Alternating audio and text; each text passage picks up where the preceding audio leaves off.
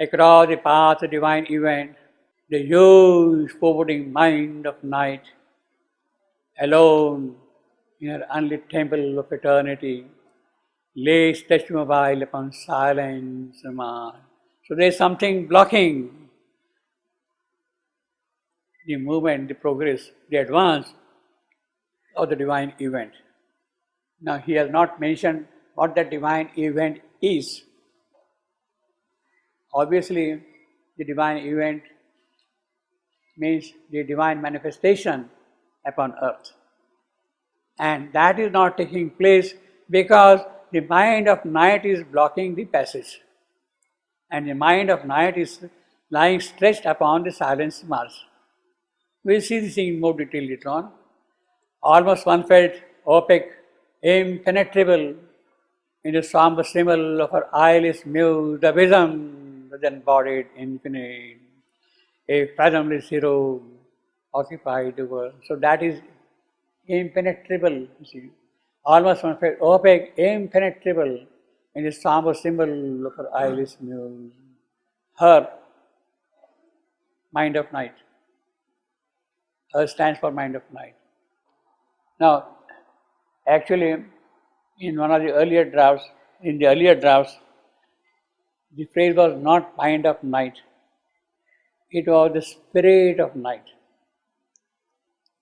It was not mind, it was the spirit of night. Now, when Shevendra revised this version, when this line came, he started writing the spirit of night. He simply wrote the spirit and left it there and then immediately wrote mind. He didn't continue, he didn't complete the word spirit. He just left it as it is, spirit, and then struck out and mind. So that was a big change which has taken place at that time. So in other words, he is making a very distinct suggestion that it is not the spirit of night which is coming in the picture, but it is the mind of night which is coming in the picture. The spirit of night, in a certain sense,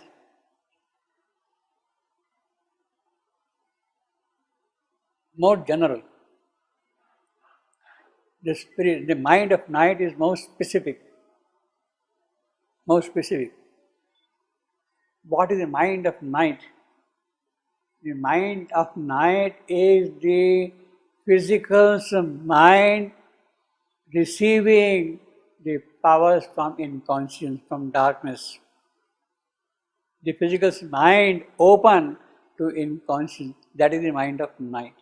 So it is the physical mind which is dominated by the inconscience, which is coming in the way of the movement of the divine event. The physical mind governed by inconscience. It is that which is coming in the way of the movement of the divine event. That is a very specific kind of a thing. And it's a very big change he has made here. Specificity. So the real problem lies therefore with the physical mind dominated, governed by the inconscience. So therefore, if the divine event has to advance, it is that physical mind which should be transformed, which should be changed. It should become the mind of light. Instead of receiving the powers of the night, that physical mind should open itself to receive the powers of light. Then it becomes the mind of light. Then the divine event starts moving forward. So he has already made all the suggestions in the first line itself, first couple of lines itself. You see what is going to happen. You see, in other words, mind of night is the real stumbling block for the divine manifestation upon earth.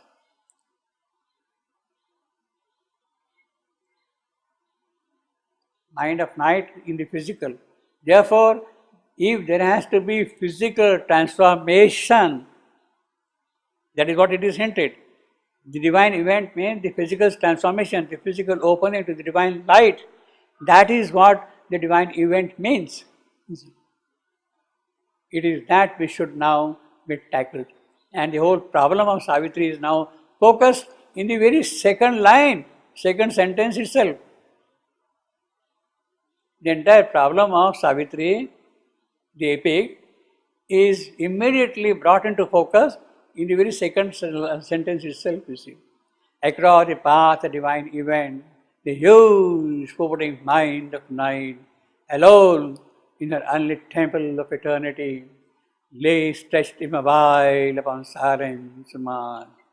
Almost one felt opaque, impenetrable, in the somber symbol of her eyeless muse, the vision of the unbodied infinite, a fathomless zero occupied the world. Now, what the mother says about that.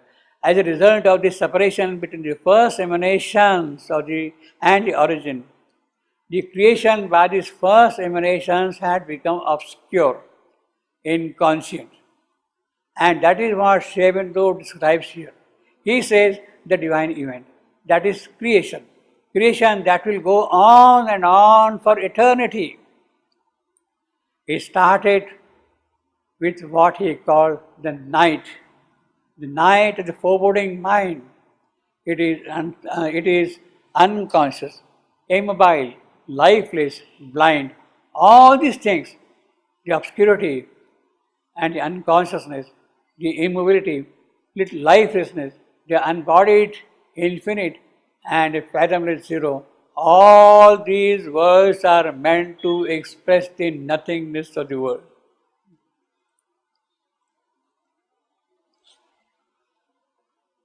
Well, Mother is summarizing the whole issue, meant to express the nothingness. But each one has its own specific connotation and significance. Savitri is not simply padding up with so many details or nothing. Each one has a shade and nuance in the whole process. Immobility, lifelessness, unbodied infinite, unconsciousness, each one has its own nuance. All these words are meant to express the nothingness of the world. A power of fallen, boundless self awake between the first and the last nothingness, recalling the tenebrous womb from which it came, turned from the insoluble mystery of birth and the tardy process of mortality, and long to reach its end in vacant noon. A power of fallen, recalling the tenebrous womb from which it came, long to reach its end in this zero, in this vacant knot. Now, what the mother says about that? Even the darkest unconscious, there was something like the remembrance of the divine origin, and it had an urge to wake up to existence. That is the word's desire. In Shivandu's language, that is the word's desire. And it had an urge to wake up to existence. But all the habit of the inconscient was so strong that it had a natural tendency to go back to nothingness, to slip back again into that thing. It is just that preceded and beginning of a conscious creation in the world. We saw that this emanation of light and consciousness has separated from its origin and had naturally fallen in conscience. The result was that the world created was a world of unconsciousness, a world of nothingness, of obscure nothingness. But in spite of everything, the divine origin was inside this. See, the divine has absented himself, so that himself is still there in the absent. See, the divine origin is still there. But in spite of everything, the divine origin was inside this. It is Brahma who has withdrawn. Who has withdrawn? Brahma himself. Had an urge to bring up again a world of consciousness, and this is the first attempt of waking up in the nothingness by something that was a faint expression of the consciousness. But recalling, as Shivandu says, the tenebrous womb from which it came, this had a tendency of going back to unconsciousness.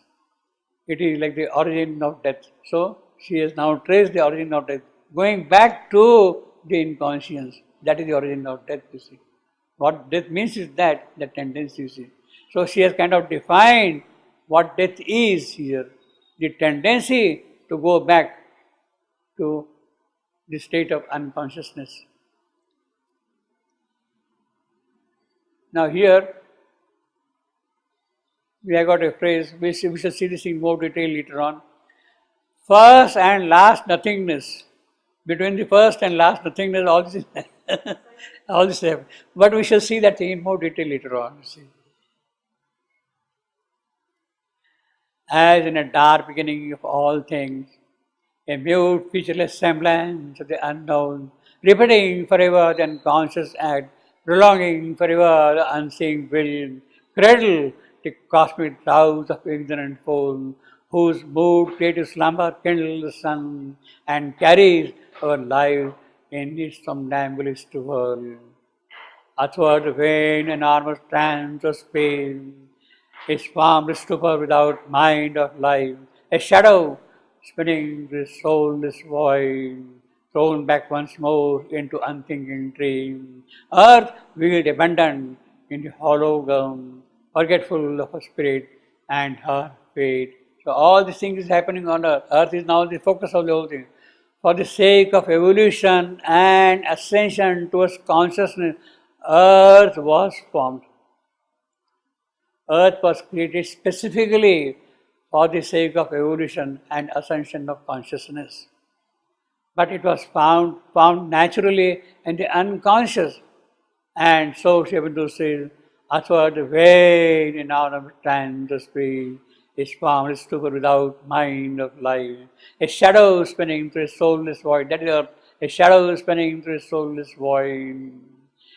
Thrown back once more into unthinking dream. Earth will abandon in the hollow ground, forgetful of her spirit and her fate. Why she has come, what she is, what is her future, she is not aware of it. That is when the earth was created in the unconscious and the nothingness, the last nothingness. This is the last nothingness. In order to concentrate the effort of the working of evolution. What is the purpose of earth? To concentrate the effort of this spiritual work. That is the description of the beginning. Earth is specifically meant as if the whole thing is concentrated at one single place. That is important. To concentrate means it could have been any other planet or any other place also in the entire universe. Now, Earth is chosen for a specific purpose to develop all the necessary tools and instruments for growth and expansion and manifestation. Earth is the chosen place for that. As if you had taken a house and from there you want to carry out a lot of activities there, you see. That house is this earth, you see. But that house is also now surrounded by death, by darkness. That house is also housing the divine love. All the things. So, earth, death and love, all are getting focused for the whole. Earth began almost totally unconscious. He says, forgetful of spirit and fate. That is the beginning. The impassive skies are neutral, empty, still. Then something in the inscrutable darkness stirred in nameless moment, a fathomless idea, insistent, dissatisfied, without an aim. Something that wished but knew not how to be. Tease inconscient to wake ignorance. So, as if you are prompting it to do something. This is the description, a very wonderful description of the beginning of aspiration. Tease inconscient ignorance, that is the beginning of aspiration. That's the definition of aspiration, you see, or the beginning of aspiration. How in the nothingness, in the inconscient, stirred the first moment of aspiration. So what a beautiful description of, definition of aspiration here, you see, what that aspiration is. This is the description, a very wonderful description. So the mother is giving mass to Shevandu, that's a wonderful description. See, as a teacher, she says, very beautiful, nice, you see. There was no mind, so it did not think. Even the vital was not organized, so it did not know how to be, but it stirred slowly to wake up the inconscient to something without knowing what it was. So that is the aspiration. So even in the grossest material thing, something is happening, that opening is coming up. That is the important thing, you see. There is no mind, there is no vital. This is the first vibration which preceded even from the first beginning of aspiration toward the possibility of knowing. So what is totally inconscious, how does it know? It is that aspiration which is kindled here.